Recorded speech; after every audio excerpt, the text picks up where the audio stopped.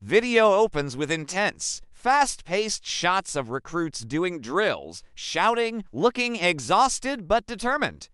The pace is quick and disorienting, simulating the boot camp experience. Hey everyone, and welcome back to the channel.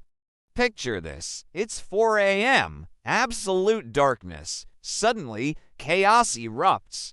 Lights flash on, screams echo through the barracks, and you're jolted from a dead sleep. You have 60 seconds to be outside, in formation, perfectly dressed. This isn't a nightmare. This is your new reality. This is day 1 of military boot camp. We often see the physical side of boot camp, the obstacle courses, the long marches, the endless push-ups. But today, we're going inside the furnace. We're exploring the part you don't see, the part that truly forges a soldier, the mental fire. This is the story of how ordinary people are systematically broken down and rebuilt, not just physically, but mentally into something stronger. The first weapon used against you is shock and awe. Your identity is stripped away. Your hair is gone. Your clothes are gone. Your name is replaced by recruit or something far less flattering. You're plunged into an environment where every single second is controlled. When you eat, when you sleep, even when you use the restroom, it's all dictated. This sensory overload and loss of personal freedom is designed to do one thing: destabilize your civilian mindset. It's a psychological reset button held down with immense pressure. You're reforced to let go of I and start thinking in terms of we. Your individuality is a liability. The unit is everything. This is where the drill instructors come in. They aren't just trainers, they are masters of psychological pressure. They seem to have a sixth sense for your weaknesses, your fears, and your breaking points. They create a constant state of stress. You'll be screamed at for having a loose thread on your uniform, for taking a fraction of a second too long to answer a question, for a single scuff on your boot. It feels personal. It feels like you can do nothing, right? But here's the secret. It's not about you. It's a calculated test. Can you perform a simple task under extreme pressure?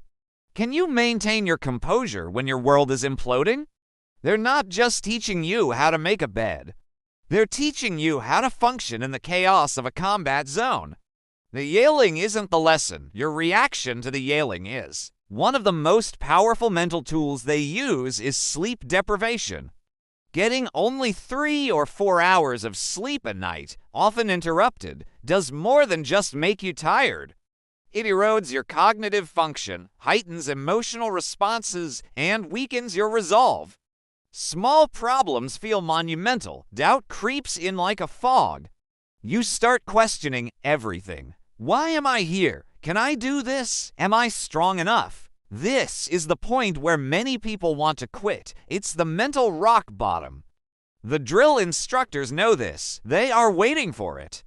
They want to see who pushes through that wall of exhaustion and doubt.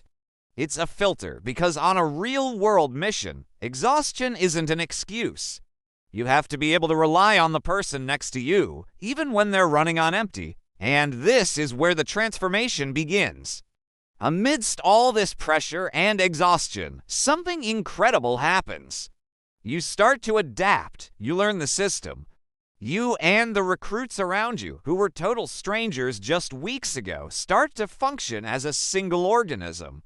You learn to work together, not because you're told to, but because you have to. You help the recruit next to you tie his boots faster so the whole platoon doesn't get punished. You quietly share a technique for folding your shirts perfectly.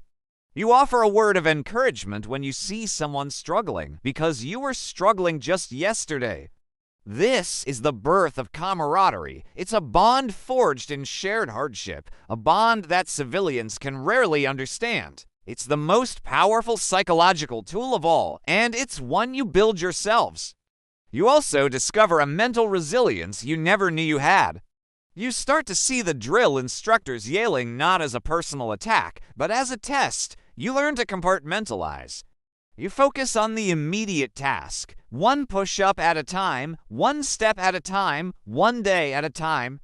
The mountain in front of you is no longer Survive Boot Camp. It becomes Make It to Breakfast, then Make It to Lunch, then Make It to Lights Out. By breaking down an impossible challenge into manageable pieces, you learn a fundamental skill for life and for combat.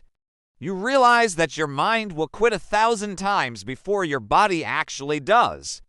The real battle was never the obstacle course. It was the 6 inches between your ears. Then there's the pride. The first time your drill instructor gives you a nod of approval, even a tiny one, it feels like winning a gold medal. The first time your platoon moves in perfect sync, it sends a chill down your spine. You start to see the results of all the pain. You stand taller. You speak with more confidence. You are no longer just a collection of terrified individuals. You are a team, a unit. The uniform you wear starts to feel less like a costume and more like a second skin. It represents every drop of sweat, every moment of doubt you overcame, and the unbreakable bond you've formed with your brothers and sisters in arms. Finally, the day of graduation arrives. The crucible, the final test, is over. As you stand on that parade deck and your drill instructor, the person who was the source of all your misery, places that eagle, globe, and anchor in your hand or pins on your new rank and calls you Marine or soldier for the first time. Everything clicks. The chaos, the screaming, the exhaustion. It all suddenly makes perfect sense. It wasn't about breaking you. It was about showing you that you were unbreakable. They didn't just build a soldier, they revealed the warrior that was inside you all along. The mental fire of boot camp is a profound and life-altering experience. It's a journey into the deepest parts of yourself, a confrontation with your limits, and the discovery that those limits are much further than you ever imagined.